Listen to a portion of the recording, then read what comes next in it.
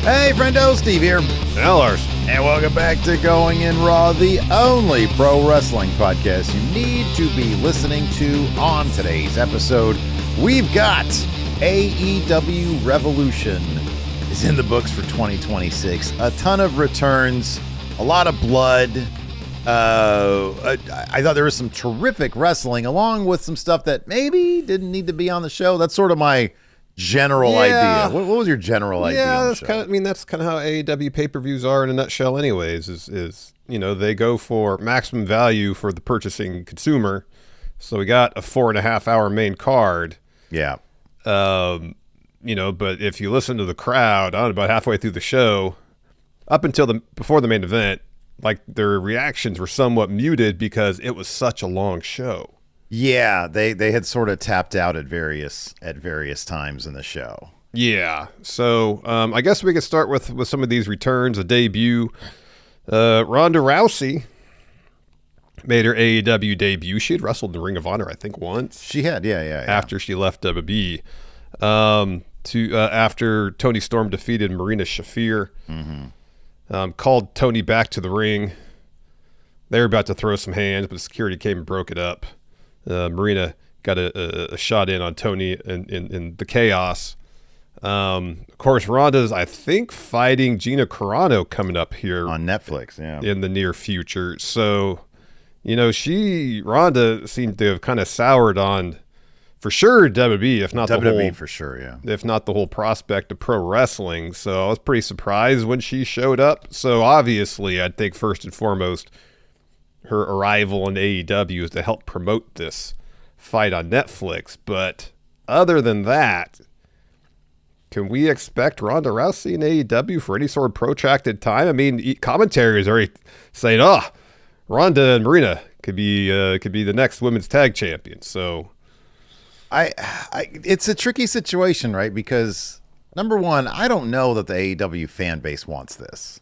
Like, I guess that's sort of my question. Who wants this besides maybe Marina Shafir, who I thought I really appreciate that Marina has gone from somebody who was not on a good trajectory a couple of years ago to where she is now, where she's like a legitimate pay-per-view, wrestler. And, they only gave 9 minutes last night. It wasn't, like the best match on the card, but it also wasn't clunky or bad or anything. I thought it was a serviceable match. Yeah.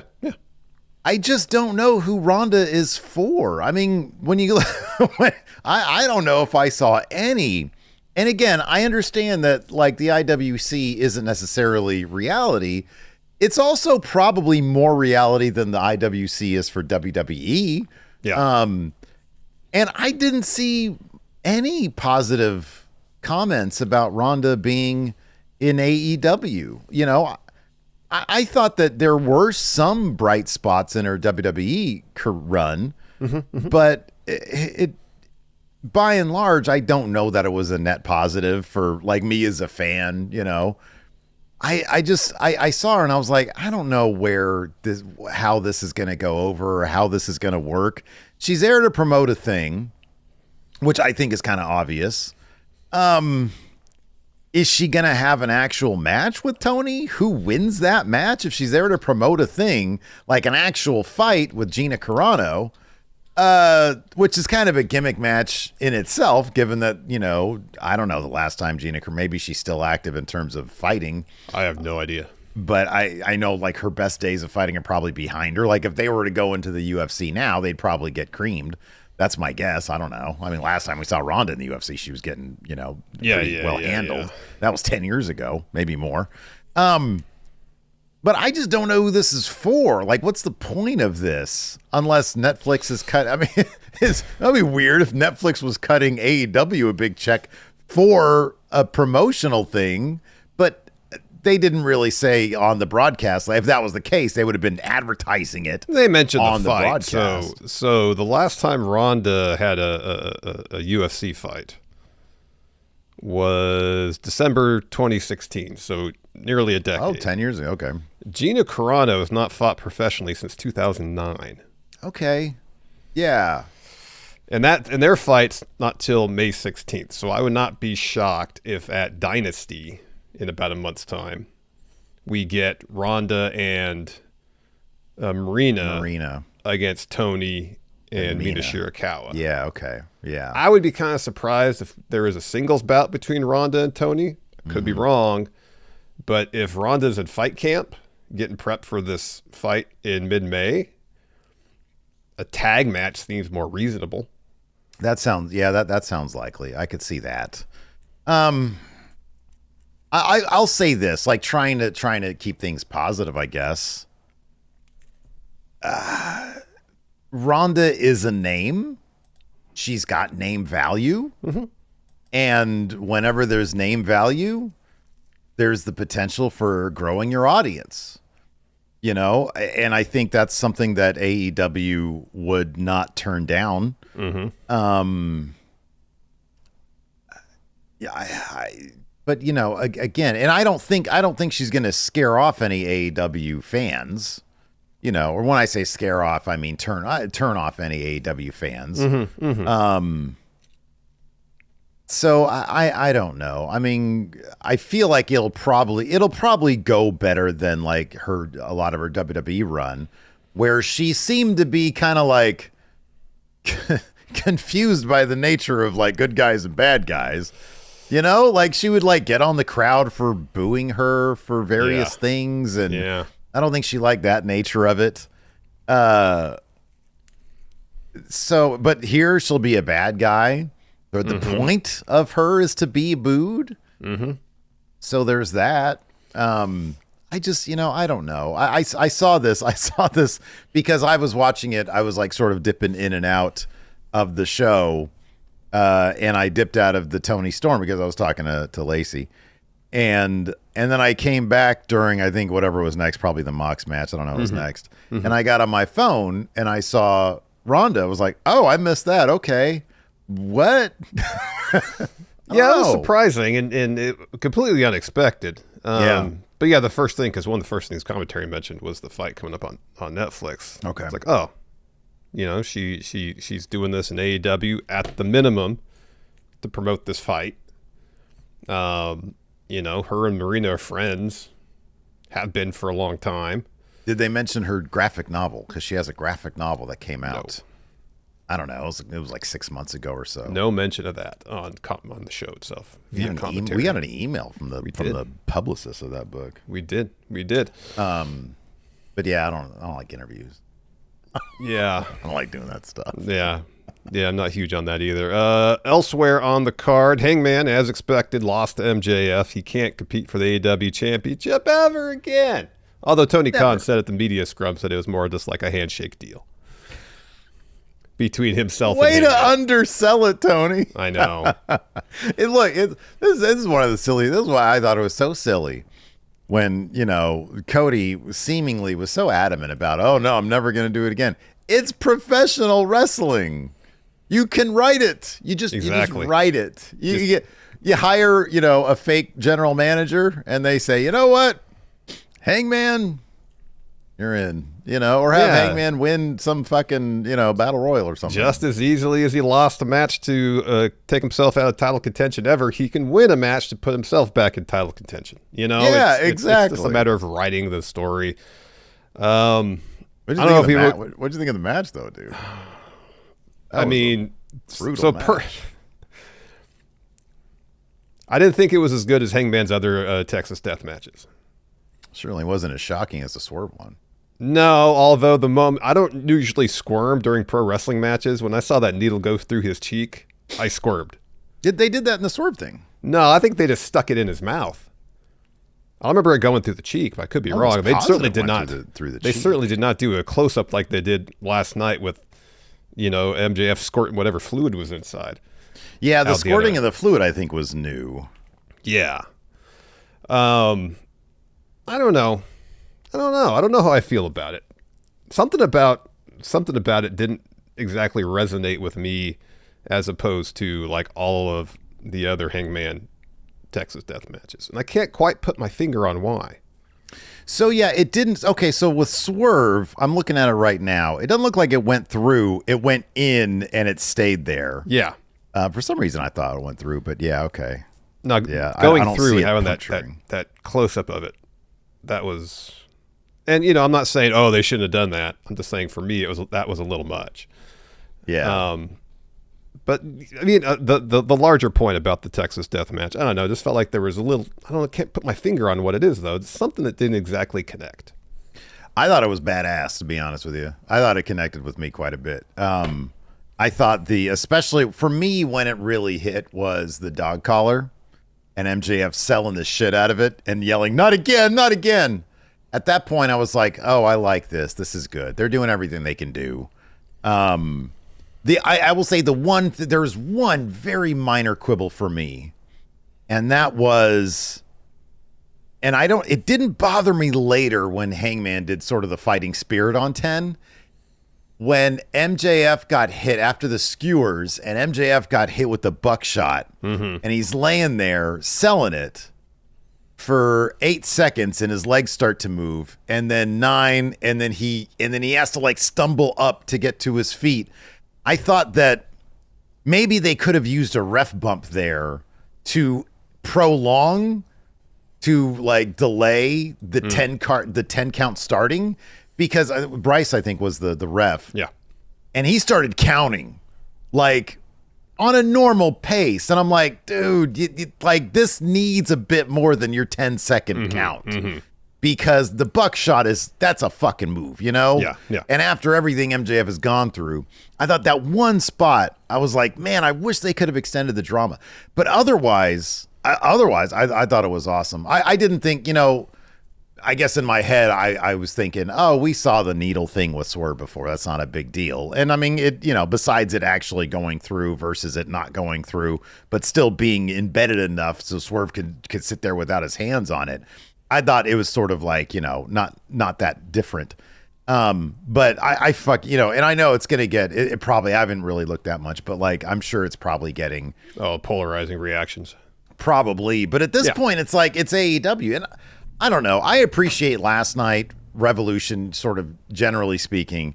There were in my mind, there were 3 legitimate match of the year contenders. There was the Young Bucks FTR, which was fucking awesome. Fantastic, yeah. Mox Takeshita was really good. So damn good. Really, really good. And then I think this one as well. I hope it's a while before they do another one.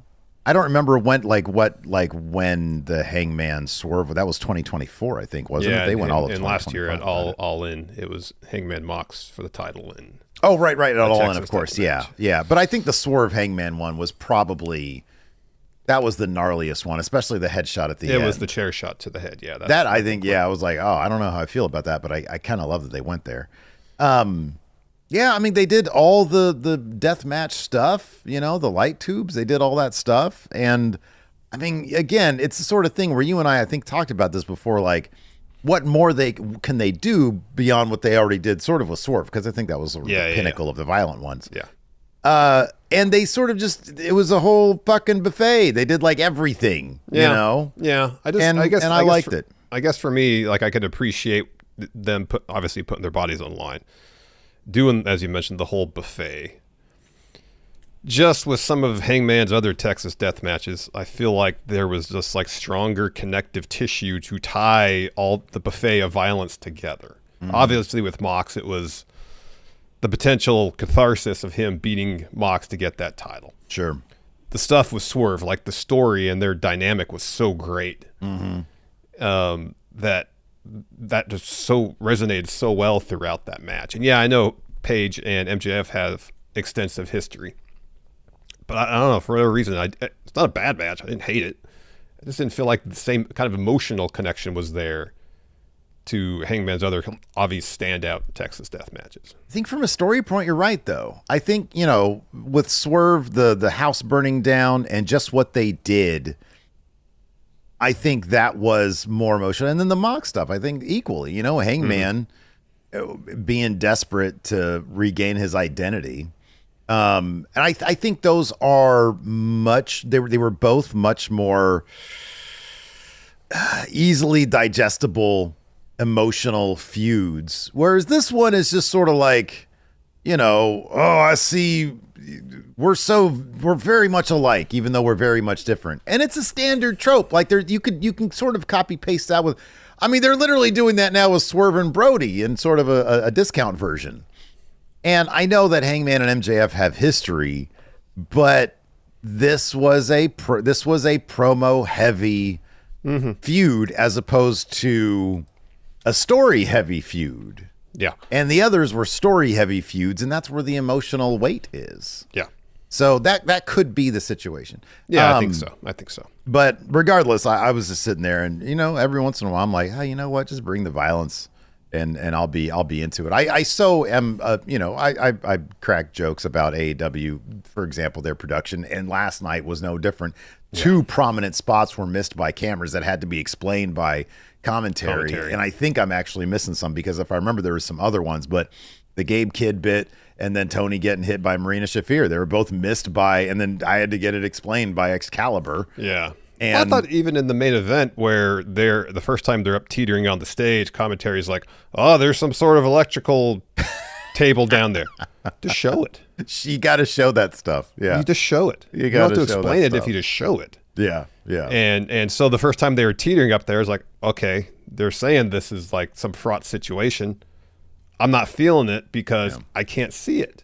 You can tell me, but I don't know what's there. It's not a situation where they say, oh, there's a thing down there with some electrical equipment. All right. I guess I can imagine something, you know, but if you want us to really understand the danger these wrestlers are in that situation, you kind of have to show it. What are those? Okay, bear with me here. But they're those things that you typically see at like science museums where it's like a little dome and it's got like electricity going. Oh, yeah. I don't remember what they're called, but they're kind of like Tesla coils. Yeah. Yeah, they should have decked out something down there with a couple of those. No, just the floor covered with them. Why? I don't know. Yeah, right. Yeah, that'd be great. They should have done that. But I'm sorry. I just ended up criticizing AEW. I was about to compliment them. I so appreciate that, like, on American television, we've got fucking 3 match of the year contenders in one show. Yeah. You could have sliced out a bunch of these matches and made it like a just under 4-hour show. Mm-hmm. And even in the pre-show, if you want to call it a 5.5-hour show, the pre-show had a couple of fucking bangers in it. Yeah. But there is a couple things that could have been sliced out of this to make it a bit more of an efficient show. Streamlined show, yeah. Yeah. We'll talk about the dogs match in just a moment here. But first, we've got, speaking of which, the dogs match. We got some sponsors for this show, so let's talk about them. Let's do it. This episode of Going in Raw is sponsored by Factor. The weather is starting to get warm here in Northern California, which means tank top season is nearly here. But if I want to show off my bicep and tricep meat this summer, I need to make time in my schedule to make sure I'm eating well. Well, Larson, Factor is how I stopped letting a busy schedule get in the way of eating quality meals. Factor's fully prepared meals are designed by dietitians, crafted by chefs, and use quality, functional ingredients. I'm talking lean proteins, veggies, whole food ingredients, and healthy fats. Factor's meals are always fresh, never frozen, or ready to eat in just 2 minutes. And with over 100 rotating meals each week, you can keep things fresh while actually sticking to your goals, whether you're looking to eat high protein, calorie smart, or GLP-1 support. Plus, Factor's got their new Muscle Pro collection, perfect for me to achieve maximum bicep and tricep meat this summer. So head to factormeals.com/raw50off and use code RAW50OFF to get 50% off and free breakfast for a year. Offer only valid for new Factor customers with code and qualifying auto-renewing subscription purchase. Make healthier eating easy with Factor.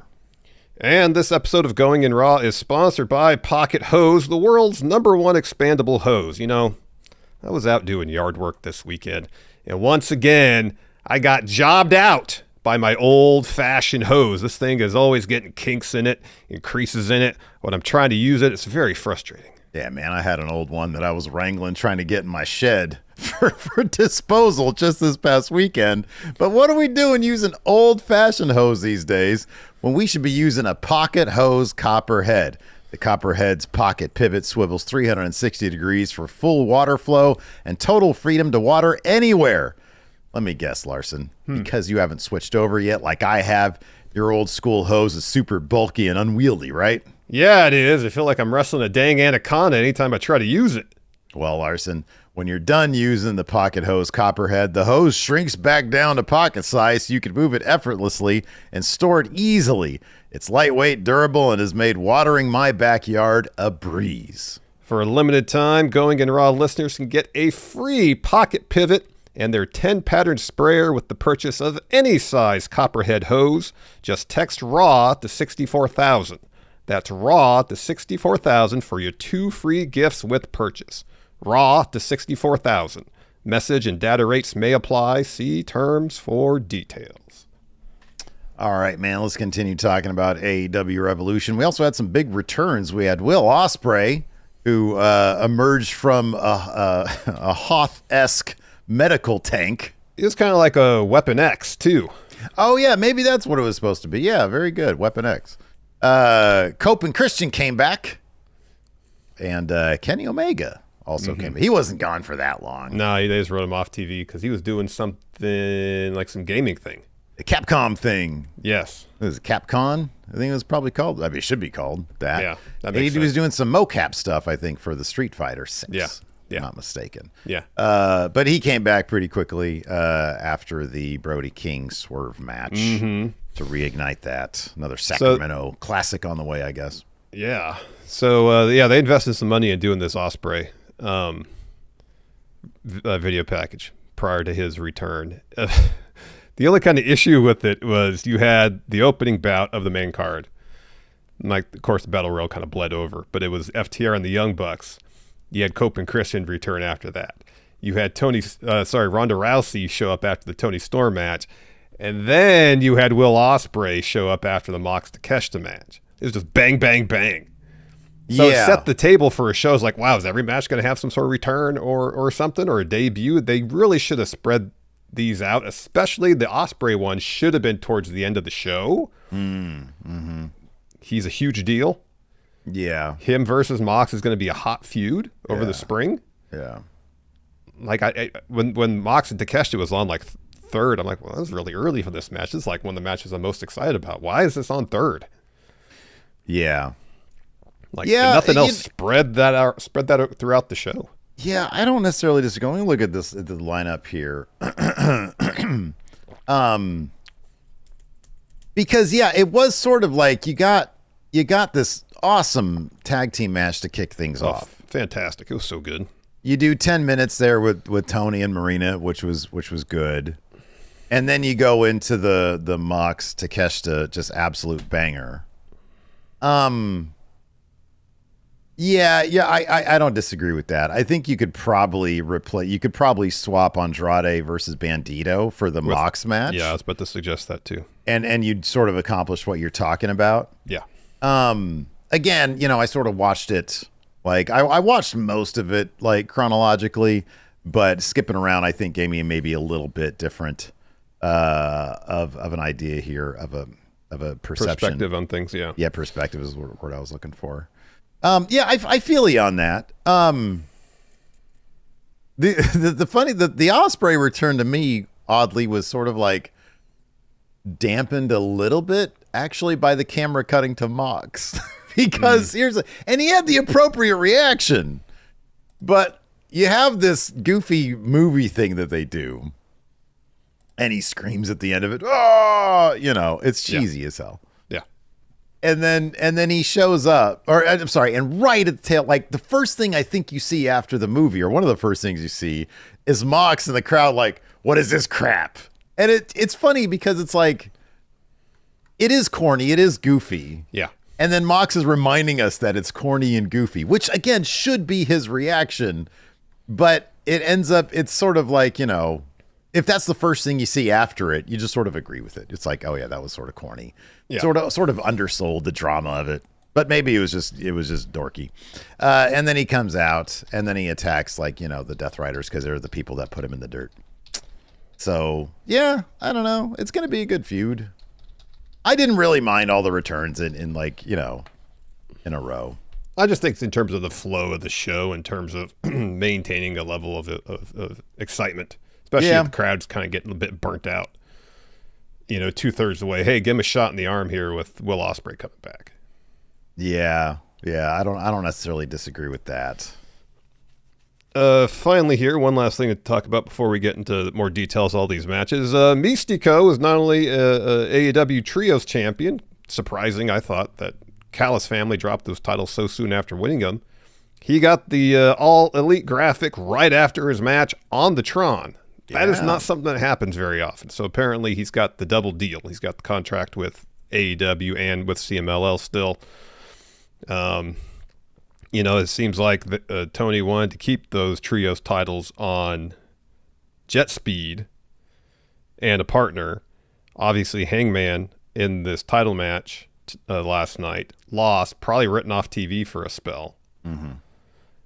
So had Jet Set Rodeo drop those titles for a couple weeks simply to get them back and just have them get a new partner. Yeah. To carry on their reign. Yeah, kind of a surprising outcome, but if Mystico is in fact all elite, makes a heck of a lot more sense. He's one of the top wrestling stars in the entire world, and if they're bringing him in to put a title on him pretty much right away, I get it. Yeah, I don't know. I'll give it time. He's like the number one guy in Mexico, and so this should be a big deal. Mm-hmm. But it's like a trios title. It's sort of, I don't know. It kind of undersells them, to be honest with you, in my mind, anyways. Well, one thing they kept saying throughout commentary was, while obviously Jet Speed and Mystico haven't wrestled together a whole lot, Jet Speed's been going to CMLL on the weekends, and Mystico is well versed in trios matches because those are common in CMLL. Yeah. Oh yeah. So that was kind of like how they're trying to put it all together, essentially. Yeah, that's cool. I'm just thinking he's like the top guy, in another territory. You bring him in, he's like, you've actually signed him. Tony Khan would have to make up another title. Well, no, put him in a different title program with somebody else, the national title, I don't know, something else. Like, I'll put it this way. There are more prestigious ways to introduce that a guy is with your company than slapping a trios title on him. Oh, I don't disagree with that. The trios title kind of don't mean much of anything. They're like barely a plot device.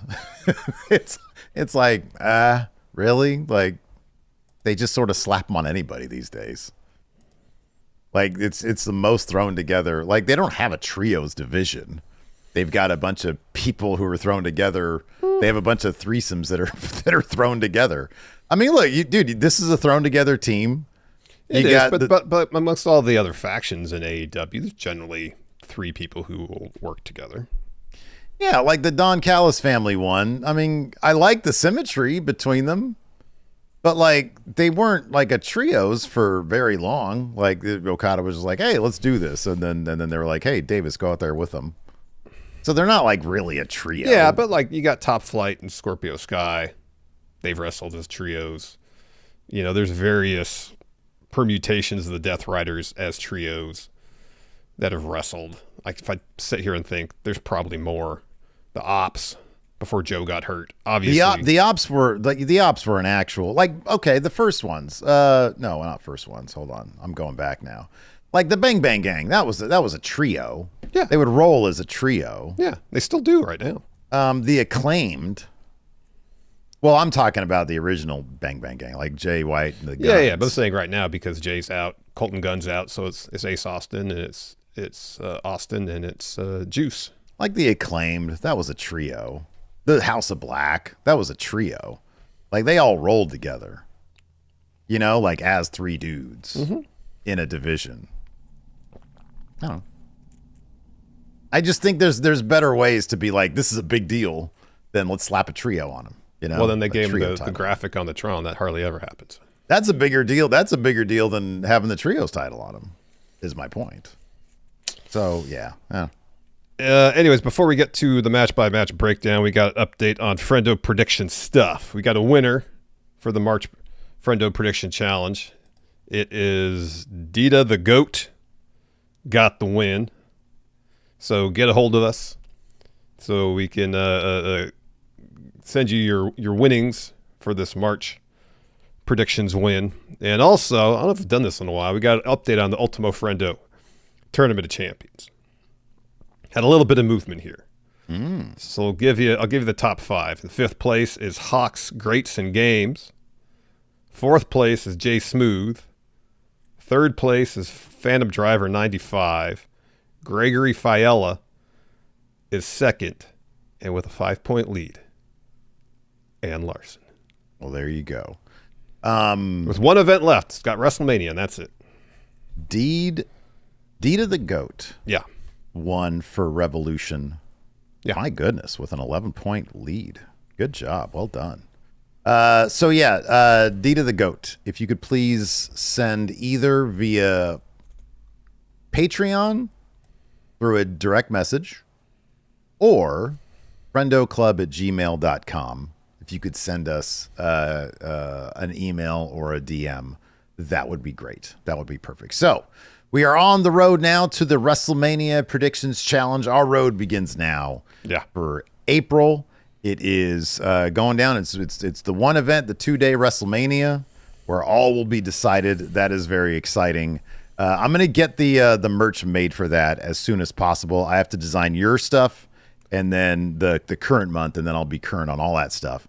So yeah, that's exciting stuff. If you want in on the Predictions Challenge, click on join right here at youtube.com/Stephen Larson, or go to patreon.com/Stephen Larson, click on the Friendo Club setup there, and you can get in on the Predictions Challenge for WrestleMania. I don't know if we're going to beat the number of people we did last month. That's why I want to get these prizes ready. We got to put our heads together. 560 people, last whatever. year's WrestleMania one. Yeah, we had a ton of people. Let's see if we can get back up to that. Just in the vicinity would be nice. It would be. So Revolution, the main card, kicked off with the very end of the Blackjack Battle Royal. Final 2 competitors there, Jack Perry, Ricochet. I watched a little bit of Collision on Saturday, and I happened to catch Jack Perry's promo on there. Mm-hmm. You're a Collision cowboy now. Yeah, at least I was this Saturday. Nice. And after I saw that, I was like, oh, he's winning this. Oh, yeah? He's winning this. Yeah. And sure enough, he got the win. Eliminates Ricochet after hitting a Poison Rana off the apron. Ricochet has a fit afterwards, gets a chair and starts hammering away at the ring steps. Heel Ricochet is great. Tons of fun. Heel Ricochet is wonderful. Absolutely. Yeah, I like these. These are so much fun. Like, Tony knows how to book these. Ow! Stop it, cat. Tony knows how to book these battle royals and whatnot. You can tell he has a lot of fun doing it, assuming this is still him. Yeah. But yeah, this was fun. The finish where it was just Ricochet and Jack Perry was so good. It was so good. So yeah, Jack Perry, the new. Do you think Jack Perry's gonna dude up the national title the way he did the TNT title? I don't know. He's not doing the scapegoat thing anymore. So I guess if it's thematic, sure. What's his, like? Yeah, you're right. What's, like, what would be a good thematic? Oh no, he has that knife with him. He needs like a knife sheath on the title. Perfect. I think that works. I think that's good. Yeah. First match of the main card, FTR defended those tag titles against the Young Bucks. Young Bucks got a special entrance with like their families with them. There's an extended video package before, just really highlighting that the Young Bucks are family dudes. And then they came out and lost. Boy, this was a great match, though. Oh, it was fantastic. It was a great match, and they really did. Because I was, when they brought out the dumb kids at the beginning, you texted me. You were like, "This is the one win they're gonna get is dragging their family out there to the ring." Not exactly how I put it, but yeah. And you ended up being right. But goddamn, they did a great job because they're in LA, and they got their family at ringside, and they do the thing where the heels, really rub it in the family's face. Well, I guess it's a matter of sequencing too, where you had Jack Perry, who's from LA, get the win in LA, and then you have this match right afterwards. You're kind of telegraphing the Young Bucks ain't winning this. They're not going to have the two. I know the Young Bucks are from Rancho Cucamonga. It's about an hour. Well, yeah, but LA is their territory. It's Everything's an hour in LA. Yeah, you're not going to have the hometown talent get the huge win in their hometown in consecutive matches. Yeah, I guess. I don't know. I mean, halfway, or like not halfway, but yeah, halfway through this match, I was like, oh shit, they're actually going to do it. They had me doubting that. And I don't know if that's some rule that Tony Khan would have. But in any event, in this case, FTR wearing their Boston Celtic best got the win. But my God, the false finishes in this match, it was really good. It was absolutely terrific stuff. Really great stuff. All sorts of kicking out of finishers and stuff. It was really good. In the end, get a top rope shatter machine on Nick to get the W. And then FTR, they're starting to celebrate. Lights go down. And then there's on the Tron, I think it says even. Yeah. And then it goes down and they start adding letters. And it's spelling out revenge, but the R is Cope's logo, the Rated R logo. The Rated R logo. So his song hits on this day. On this day. So he stands on the stage, stares at FTR. Christian's music hits. Does the countdown. And now at number 1, it just says asshole. It's pretty funny. I like Christian's music. I think it's good. Yeah. Can't top Edge's. You can't stop Metalingus. Don't you put Christian's first and then Edge? Yeah. You have Christian be the one standing out there, then Cope doing the surprise attack. Yeah. No, I agree. Yeah. Oh, man. I agree. Fucking, what do you call it? A top 5 all-timer? Easily. Yeah. Easily. It might be top 3. It could be. Come on. You think you know him. You think you know him. Yeah. On this day. So anyways, Christian sneaks in behind FTR. Maces Cash. Kill switch to Dax. Cope's in the ring. Spear to Cash. The mace. That's the other thing. Like, Christian did it. And instead of like getting a good close up of that, like you have to sort of look in the background what's going on, and you see the mist happening. I know. There were several things. Sort of like MJF putting on the ring at the finish of the main event. They had to explain it and then get a close up after the fact. Like I saw him down there, doing, digging in his trunks to get it. I figured that's what it was, but you got to get that shot because it kind of, I don't know, lessen the drama of the finish of the main event, I thought. No, yeah, dude, yeah. You see him and he's like sitting there messing with him like, oh, he's getting out the ring. And they did not show that shit at all. Yeah. Not until afterwards, no. Right, yeah. So then FTR's taken out, so Stokely's all alone. He extends his hand. Christian shakes it, hits him with the kill switch. The Cope and Christian pick up those titles, stare over at FTR, but then the Young Bucks get up, and we have a bit of a stare down with them and Cope and Christian. So it doesn't lead to anything. Cope and Christian just put the belts down and make their way out. So I don't know if they're going to do a triple threat at Dynasty, like it's in Vancouver, or if it's going to be Cope and Christian against FTR. But either way, Cope and Christian are contending for those tag titles at Dynasty. Yeah. Now that should be, especially I hope they do a triple threat, see if Cope and Cage can keep up with them dudes, because God, dude, the chemistry between the Young Bucks, it's so fast, so crisp. It's ridiculous. It is. And dude, it honestly, it's that thing that you and I, it when you see it, but you can't because we're not wrestlers, obviously, but they know how to crush it. They know so well how to take the crowd from moment to moment. Better than any other like tag team or really even singles opponents. That's why this match can be, as long as it was, I don't know, I don't have the time right here, but as long as it was, as many false finishes, and the crowd kept on getting, like they would bring them down, then bring them up, bring them down, bring them up. Yep. That is the good shit right there. That is just really great stuff. Speaking of great stuff, man, Larson, I'm excited about this because the merch arrived earlier. You're wearing it earlier than I thought it would. I got this hat later right than here. you hoped, but earlier than you thought it would. Yeah, I got the hat right here. I'm wearing the shirt. Oh, I can't wait to wear this to the bar. It's the Interpersonal Dynamic shirt right here. Look at that. Bright, lovely printing. And then, of course, I can't wait for tomorrow us to ball. I got the jersey right here. Oh, there we go. Like, I forgot. The back has Old English. Says Friendo Club. Look at that. Oh, it's good stuff. Right now at friendoshop.com, you guys can get your merchandise now as well. Use code Friendo2026. You got this gear right here. You got the melty stuff right now. What are you waiting for? Friendoshop.com. Check it out. Anyways, continuing on. Next up, we had Tony Storm versus Marina Shafir. Solid bout. Didn't give it a ton of time. I thought the finish was really good, where Tony hits the headbutt, and then the small package to get the W. Ronda shows up afterwards. Well, after Tony bit the boob and the mother's milk bit. That was hilarious. That's right. That was good. So we talked about Ronda coming to the ring, calling out Tony. Tony marches back to the ring, and then them getting separated.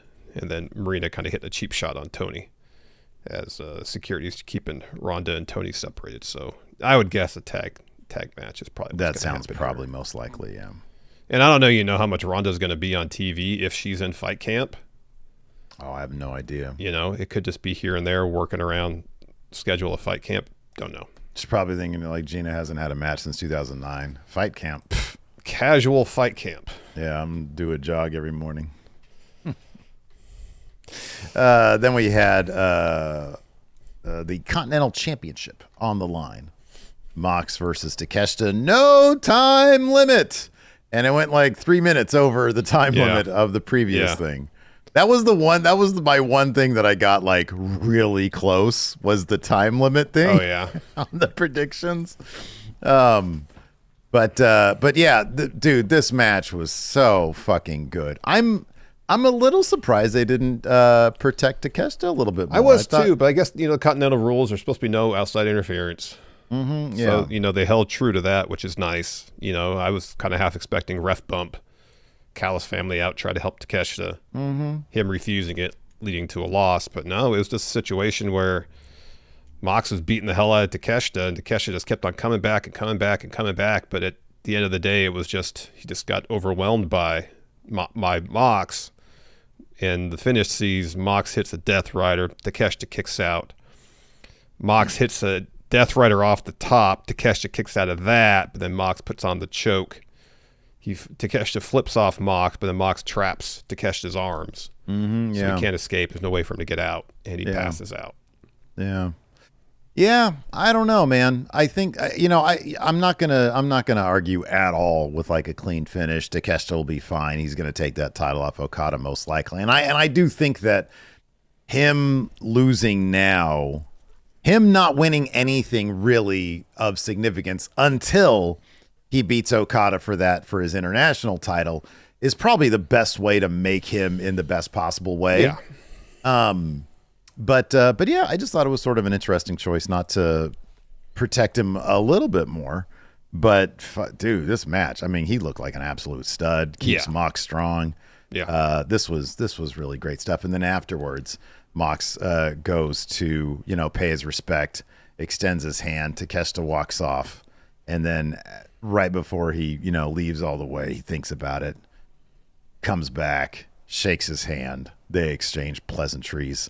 And then he leaves. So we have sort of like good guy Mox, and then we get bad guy Mox because then we got the little cinematic of Will Ospreay in the Weapon X / medical tank on Hoth, and he comes back to life. And then he comes running in, takes out the Death Riders, and hits one of them big crazy twisty moves from the top. Oh, he was so close to hitting his head on the apron. Yeah, man. I was nervous. It was really close. Yeah, well, as you like to say, Larson, he's a professional. He knows what he's doing. He is a professional. He knows what he's doing, but that was close. But there's a limit to that, man. There's a limit to that. Well, it's not like I'm going to tell him, oh, you shouldn't be doing that, but I do that shit all the time. I'm like, hey, you guys need to stop. Don't be doing that anymore. Don't do that anymore. Just dude, watching to this day, the fucking moonsault from the top that Hangman did with the chair. Yeah. How is it possible? His knee, by the time he's 40, dude, his knees are going to be so fucking... He's going to be walking around like Tanahashi. Yeah, but I'm guessing at this point he's not really concerning himself with that. Clearly. Yeah,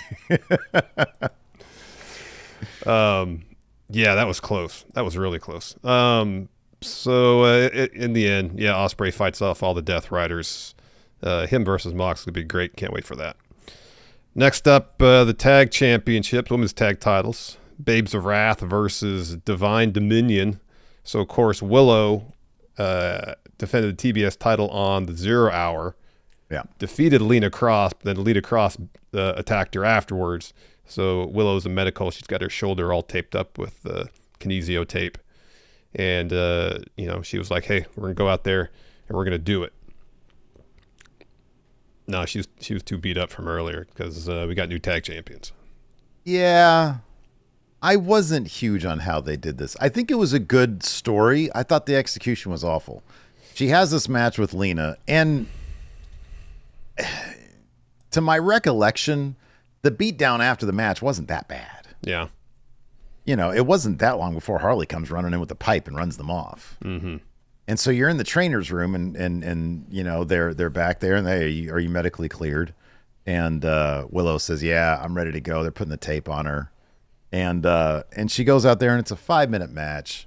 Wasn't a ton of drama. Mm-mm. If they had done something like Harley insists that she does as much as she can to start out the match and to keep the match going, you really build something with Harley, and then eventually she, and you do a bigger beatdown earlier in like the pre-show. Yeah. I think there was just so much more, and you could have even done it in the same time frame of 5 minutes, maybe, but give it a little bit longer. Mm-hmm. I just think that the way they played this out, I just think there wasn't a lot of drama, and I think there was the opportunity for a lot of drama there. Yeah, admittedly, I didn't catch the 0 hour, so I didn't see the nature of the beatdown, but it kind of went how I thought it would go. Based on, again, I watched part of Collision, got a Harley and Willow promo on there where Harley's like, oh, we've bitten off more than we could chew with you wrestling twice. And Willow's like, nah, we'll be fine. We'll get through it. It's like, oh, all right, well, Willow's eating that pin. I figured that would be that's what I had on my predictions. I figured that would be the case. I'm just saying, like, in the actual execution of the match and what they did prior in the pre-show, I thought that it could have been a little bit different. Without a doubt. Yeah, the match was was decent enough. A little short, but yeah, in terms of really setting up that Willow is walking in not 100%, you really got to emphasize the nature of the attack following her title defense.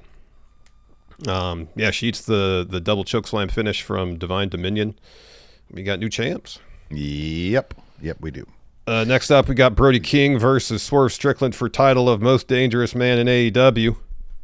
I mean, they did what they could within the confines of a standard match, I guess. And they even commentary. I think it was, I forget who it was. Somebody said, was Brian on commentary at this point?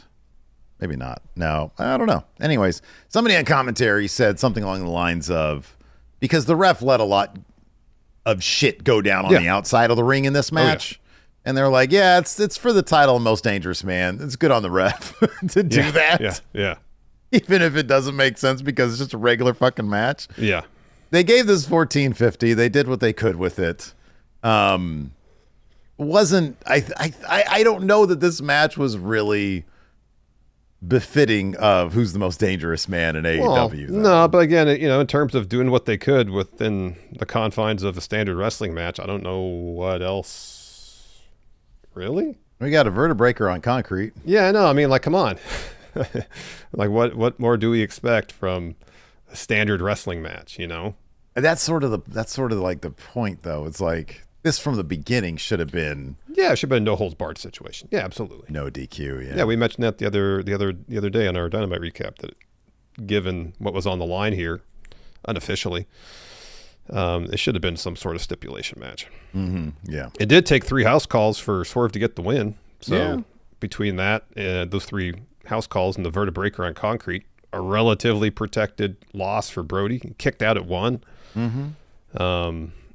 after a Swerve stomp. So we had like 3 fighting spirit spots. We had one of the Young Bucks. We had this one. We had a Hangman do it. I think we had another one somewhere.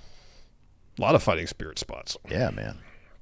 So afterwards, Prince Nana gets the cinder block from under the ring and sets up Brody's head on it. And Swerve's setting up for a stomp on Brody's head on the cinder block, and Kenny's music hits.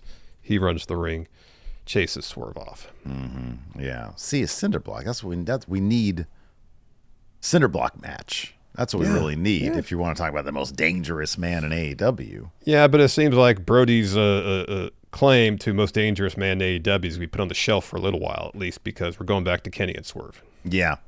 Seems like it. Yeah. Next up, 2 out of 3 falls for the AEW's Women's Championship. Tekla versus Chris Statlander. I thought this was relatively pretty darn good. I was not a fan of this match. No? It was very slow. There were parts of this match I was like, they're going half speed. Chris Statlander is a fucking terrific wrestler. I've seen lots of good Tekla matches. Yeah. They were going so slow in this match. That's how I felt about the middle of the Andrade Bandido match.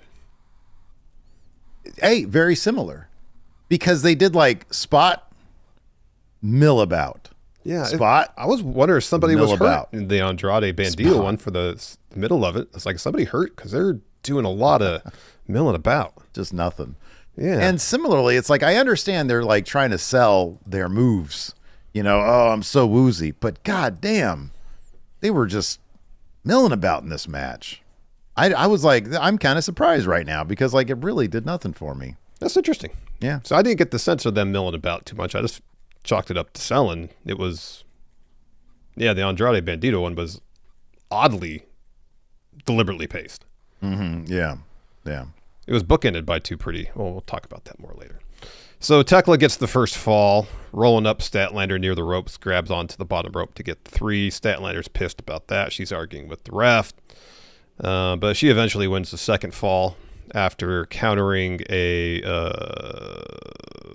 Black Widow submission, and powers her up for a Sunday Night Fever. That was cool. Yeah. So Tekla's really selling that to start. So I guess what maybe led to me appreciating this match maybe a slight bit less than I was hoping to was how kind of predictable this match went. Mm-hmm, yeah. In terms of the series of the falls, you knew Sisters of Sin were going to come and interfere in the deciding one, because we get a ref bump. Tekla takes the belt off Paul Turner, the ref, wants to hit Statlander with it like she did on Collision, but Statlander blocks it. She hits Tekla with the belt a bunch, hits Sunday Night Fever. There's no ref. That's when Sky Blue and Julia Hart run down. Statlander fights them off with the belt. And the ref comes to and sees Statlander with the belt and it's like, what are you doing? Takes it from her. Statlander turns around. Tekla hits a spear and then 2 stomps to get the win. Tekla has my favorite stomp in the game. Her stomp is so good. It I is mean, good. I know that a lot of that is like who fucking takes it. Who takes but like, it, yeah, who she sells does it, it with such a good snap, and the people that are taking it always like do a really good job selling it. Mm-hmm. So I can appreciate that. I like the last fall. I mean, because there was sort of the overbooked shit, and there was like the belt stuff. But yeah, I just felt like there was a lot of walking in this match, just sort of strolling. But yeah, I mean, it is what it is. I mean, they got a 2 out of 3 falls match done in 17 and a half minutes. Yeah, probably could have been 12. After that, we had a bonkers match. It was, in some respects, for me, I was like watching this, like, it's so hard to keep up. It makes my head hurt. There's so many really good wrestlers in this match who move really fast. Yeah, this match was fucking rad. It was crazy. And I love these dudes wearing the Mystico masks too. Yeah. That was cool. I hope they do that for all their matches. Kyle Fletcher might be the best wrestler in the world right now. Yeah. He's got the size. He's fast. He's super athletic. And there's a couple bits in here where it's like he's doing great character stuff. And there's this one spot where he's sitting on the top rope and Mystico is trying to do a thing there, and he's having a hard time kind of getting on his feet on the top rope. And Fletcher just doesn't sit there on the top rope to wait. He's selling. He kind of like reaches out to try to trip up Mystico. I'm like, this is such a small thing, but it's so smart. Yeah. You're covering for Mystico trying to get his balance on the top rope. It's great. Yeah. And there's another instance where I can't remember the situation, but you see just on the edge of the frame, Kyle Fletcher like reaching out to grab somebody. Like these little things that he does. Dude, Fletcher's that dude. You're absolutely right. Like, number one, it doesn't matter if it's television, probably house shows. They don't do house shows, but it doesn't matter what it 100% every time. This guy will give you everything. Like, he's fucking crazy. He is everything you said. He's the promo. He's the size. He's the look. There is never a point where his character is where he's out of character, where his character isn't scheming to try to win a match. There's no like just downtime for him. Nope. It's and on top of that, just everything he does in the ring. So good. He's It super doesn't athletic. matter the big fucking opponents, small opponents. Mm-hmm. Yeah. Dude, No, he's so good. He's fucking legit. He really And his is. work is so crisp. I can't remember the last time I've seen even like the slightest bit of a fumble or a botch from him. But look so at the dang good. fucking talent in this match. Oh, it's insane. And the match is you're right. It was a mess, but it's so much fun. Like the bits with Okada and Mystico, they're just so much fun. It's so much fun. The drop kick off between Okada and Kevin Knight, like, who's gonna get higher? And then dude starts biting the finger. Man, it was such a fun match. It was. In the end, Mystico hits a frog splash on Mark Davis to get the win, so we got new champions. Yeah. Really surprising. Yeah, but really I guess seeing how it played out, maybe not so surprising. And so afterwards, they're celebrating, and Mystico gets the Mystico is All Elite graphic on the Tron while they're playing its theme. Mm-hmm. It's great. Next up, Bandido versus Andrade. So you had a really good, fast-paced beginning. A pretty good finish. That deadlift 21 plex that Bandido did was nuts. Yeah. Everything in the between had me scratching my head why this match just wasn't working. It's not like I'm expecting 15 minutes of absolutely crazy, fast-paced stuff. With these guys, I don't think you think they can pull that off. That. Yeah, I know, but that was what I was expecting. Yeah. But for whatever reason, in the middle, something wasn't working. And I don't know what it was. I felt like somebody was hurt because they'd hit a move and there'd be a bunch of downtime. And they'd hit a move and a bunch of downtime. Andrade went down to the ringside area not once but twice to take selfies. And when he did the thing where he took off his pants, that took forever. It did. Maybe Bandido was thrown off because he couldn't get his tearaway pants off. I don't know.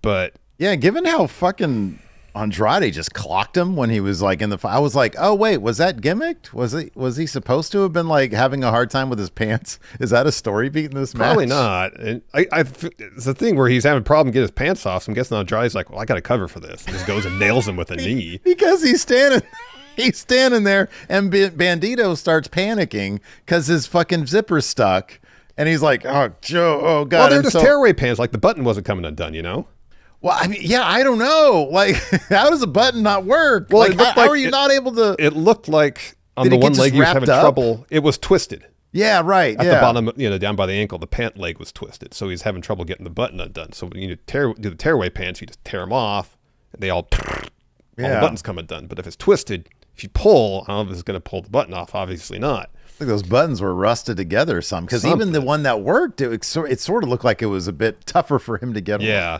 So Andrade just wasn't going to stand there and just destroyed him with a running knee. He stood there forever and then was like, all right, well, I'm just going to fucking... And then he just laid him out. Yeah. I really wonder. I'd go back and watch it, see if the ref said, do something. Maybe. Go get him. Maybe. Everybody looks like an idiot right now. That could be. So Andrade ends up getting the win. So there was that crazy deadlift 21 plex from Bandido. Andrade kicks out of that.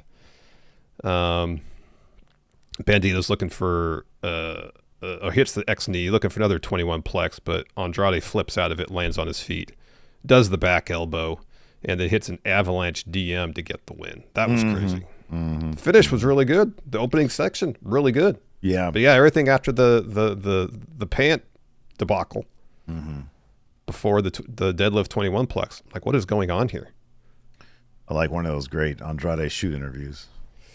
Like one time I was wrestling a guy. I won't name his He had a hard time getting his tearaway pants off. I won't name him. His name was Bandido. All right, you want to talk about the dogs match? Talk about the dogs match of the night. It's the Going in Raw match of the night. I'm talking about Darby Allin, Orange Cassidy, and Roderick Strong versus the Dogs. Larson, dude, I like to keep things light, and I don't like to get on people too much. I try not to be mean-spirited. I really do. These dogs, they get no reaction. None whatsoever. Zero reaction. These guys need some time in Ring of Honor because this crowd does not give a single shit about them. You think they're going to give a shit about them if they're in Ring of Honor for 6 months and they come back? No. They're not going to give a shit about him. They just needs to be doing interesting things. Dude, okay. All right, I guess. I don't know if David Finlay can convince me that anything he does is interesting. I mean, fair enough. And then you have them lose their first pay-per-view match? Yeah. That's no reaction. Yeah, no reaction. Were they like, is AEW, does Tony Khan think, oh, we're taking a faction out of New Japan during one of New Japan's most... It's a lean period for New Japan, yes. Like, it's tank year. Yeah, it's a deep rebuild, yeah. It's tank season. Let's take one of their biggest acts from like the biggest tank season and let's bring him over and let's just have them be the same dudes. I think there's one standout guy. It's Gabe Kidd, who's obviously already doing a bunch of AEW stuff before then. Gabe Kidd's ceiling, I feel, is probably Pac. And I'm not saying that because they're both British. Yeah, but I know like, what you mean. I know what you know what I mean? Like, Pac's got that face. He's got the wrestling. He's got the promo. And it's probably not like world champion stuff, but you could put him in a world title match and he'll fucking deliver and he'll be legit. 1,000%. You won't really think, oh, he's going to win, but hey, he's there. He's like the Finn Balor of like AEW. Gabe Kidd, I think that's his ceiling, which is a terrific ceiling. Yeah. I think he's a good wrestler. He's got that face. He's got the promo. He's all intensity. And then he's got these two dudes who just do nothing. The crowd does not give a single shit about these guys. I'm not shocked at all that WWE was like, Finlay, come to NXT and we'll just sort of see. Yeah. We'll see. Yeah. Like the wrestling's not even that interesting. Like, this is AEW, man. It's where the best wrestle. It's where the best wrestle. Like, no reaction whatsoever. And then on top of that, you have like 60-year-old Roderick Strong doing these jumping knees that are the most fun thing about this match. The most fun thing about any match that he's in, because Roderick Strong is fucking awesome. Great. Yeah, he gets like better with age. It's crazy. Yeah. He's so old, and yet this guy springs around like he's Montez Ford. So like, it's fucking awesome. But these dogs, man, Jesus. Even, dude, here's the thing. Even if you give like a lousy actor good material, it ain't gonna be good. No. So I kind of disagree. I don't know if you could do anything interesting with them. If you say, give them interesting stuff, I don't know that. Remember the other day we had this conversation about the it factor? Yeah.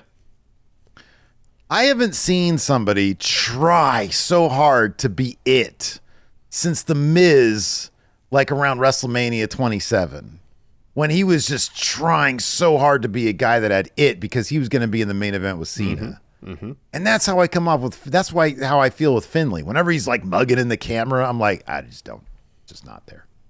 It's just not there. You know, the thing for me with the dogs, and you're not wrong, the thing that does it for me with the dogs is 100 proof. My God, I don't know why it makes me laugh every time you use Clark Connor's nickname, but it does. But that's the thing. It shouldn't. 100 proof is supposed to be like a cool, edgy nickname, and it's not. Yeah, right, yeah.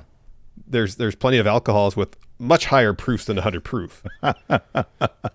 Is he aware of that? Do you think he's aware of that? I don't know. And like, I don't know what his gimmick's supposed to be. I don't really like what he wears. He has that shirt that's unbuttoned all the time. He's got the sunglasses. That dude's abs look like he does not touch a drop of alcohol. No, I know. And if I had abs like that, I wouldn't want to wear a shirt that covers them either. But at the same time, he's a great looking dude. Yeah, handsome dude. His getup, his gear doesn't work for me. His nickname doesn't work. Yeah. He's got a great head of hair. He's got a good head of hair and nice abs, and he's an all right wrestler, but yeah, like, how does 100 proof work into what he does? Shouldn't he be carrying like a bottle of some 100 proof alcohol? But again, 100 proof, like, yeah, I mean, it's I'm not saying he's got to be going out there with absinthe or Everclear. He's got to get the bottle of 151, and he's got to get a lighter and do the Ricky Steamboat thing, where he puts the 151 in his mouth and puts the lighter and shoots it out. Isn't 151? Isn't 151 though? Does that mean 151 proof? Yeah. Okay, so he needs something 100 proof, dude. No, what I'm saying is he shouldn't be 100 proof. Well, then why would he have alcohol if he wasn't 100 proof, dude? I'm saying then be 151 Clark Connors. Yeah, I got a list of 100 proof alcohols for you. There's a lot. Well, I got a list. Smirnoff 100 proof. Sure. Absolute 100. We're more than an hour into the show. You don't need to be reading off a list of probably like hundreds of 100 proof liquor. This is interesting. Whiskey. Many, but not all, bottled in bond whiskeys are 100 proof, adhering to strict standards from the 1897 Bottled in Bond Act. Yeah, I don't know. But yeah, dude, these guys, they're toast, man. I mean, they're I guess toast. 100 proof is kind of the dogs in a nutshell, is it not? It's a name, something that's supposed to sound really cool, but if you really think about it a little bit, it's like there's nothing special about 100 proof alcohol. That's a great point. There really isn't. Yeah, most man. spirits are between 80 and 100 proof, I think. Yeah, that's wild though. Like they bring them in, and then they job them out on the first pay-per-view. When I saw how this card was laying out, I was like, all right, there's a good chance they lose this. I think because I had it was like confidence points on them winning, dude. I didn't have it, to begin with. But towards the end of the show, like it's like, man, if this goes the way I think it is, there's gonna be a lot of heel wins, so something's got to change here. And I was like, I don't think Statlander's going to win. And I didn't think Callis family was going to lose. 2 matches before, you had Mystico and Jet Speed win. At that point, you're not like, oh, yeah, dog's up. Dog's got to be up. No, especially when it was sandwiched between Andrade beating Bandido in the main event. I was like, oh, yeah, dog's down. I liked the finish because 100 proof took like the end of Heartache and the Orange Punch, yeah. Yeah, Roddy and Orange with just hitting them fucking strikes was so much fun on 100 proof, and then end of Heartache and a Orange Punch for the win. And then like earlier, Darby and Gabe, who have a thing, they go up, and this is a fucking cool spot. This is my highlight of the match next to Roddy's knees. Gabe and Darby go up the ramp, and Gabe has the skateboard. I don't know if you caught this, but Gabe started menacingly slamming the skateboard on the ramp. The third time he did it snapped back and hit him in the head. No, I didn't notice that. So they go up to the top of the ramp, and there's, the landing into darkness there. It's only a couple feet. It's not that big of a deal. Gabe Kidd just goes down there after Darby's able to wrestle the skateboard from him. And Darby does like a jump. I know there's a proper skateboard term for this, but he like jumps on the skateboard onto Gabe Kidd's head, and that was fucking cool. I thought that was because it looked like it hurt. And then sneakily zip tied him to the truss of the ramp. Yeah, like camera goes back to the in-ring action right after that spot, and they're all going at it. And eventually, watching it a second time over, because I'm like, did they not show any of this? And you see, like way in the background, there's like a camera guy there and some production people doing stuff. And so I was like, oh, they have a camera guy there. Show Darby doing what he's doing, because what he's doing is, little that we know watching this live, Darby eventually comes back. Gabe does not. And Darby gets involved in the action. And then all of a sudden it cuts back to Gabe, and his hand is under the truss, and he's like, ref. And then Excalibur has to tell us, oh, Darby must have used the zip tie that Orange gave him earlier. And Tony's like, that's exactly what it is. I'm like, why didn't you show us this shit? Yeah. Show it to us. Whenever I talk about AEW's presentation being a couple notches below WWE, that's what I'm talking about. They miss so much of that stuff, so much of the story beats. Yeah. And I don't know why. Yeah, I don't know either. I don't know. You think at this point, you can't even really say, well, it's inexperienced. They've been doing this for 6 years. Like at this point, it's like, I don't know who's been doing your shit, but like there was a lot of things that were missed, including, like I said earlier, the Marina shot. So anyways. And here in the main event, the MJF putting on the ring. Yeah, for the actual finish, yeah. Yeah, there's a bunch of bonkers stuff in this. This match was there was a lot going on here. When Hangman busts out the dog collar MJF starts shouting, "Not again." I like that they referenced that. Yeah, me too. They're not scared to run. They don't run away from. I mean, they don't mention CM Punk, but obviously, that match was a pretty formidable. That feud was a pretty formidable thing for MJF's AEW career. Yeah, and to go back to that, and for Hangman to try to play that level of mind games with MJF, I thought was nice. It's respecting people who have been around for the whole ride. Yeah, and appreciate the history of AEW. Yeah. There's a spot on the electrical equipment, which, again, from a production standpoint, they didn't do a good enough job selling what that was. But, the Hangman grabs MJF and kind of does like a belly to back onto a table with a bunch of electrical shit, and it starts sparking. And it blows up, which was a cool bit. Everywhere. Yeah. Both of them get up at 9. Hangman brings MJF back to the ring, basically dog walks him to the ring. Goes for a buckshot. Instead, MJF hits a low blow. Goes and grabs the title, hits Page in the head with it. Page gets up right at 9. Just pops right up. Page then hits a low blow of his own, then looks for a buckshot. And then while he's setting up for that, and MJF's selling, MJF's putting the ring on. And he punches Hangman as he's about to jump over the top rope. Hangman falls right into a position where MJF is choking him. And Page doesn't tap, which you wouldn't expect him to. He passes out pretty quickly. Yeah. And collapses to the floor, and they count to 10. Ref does.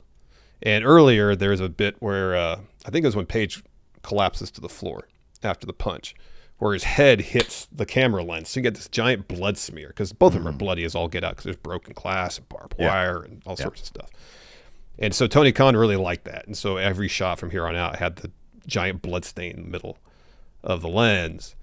But anyways, Page hits the floor. Ref counts to 10, match is over. It's kind of a, I don't know, in terms of the drama, a bit underwhelming in terms of a finish, because, we have these images of Mox getting choked out, and you see the panic all over his face, and he's really selling the severity of that moment and having to tap.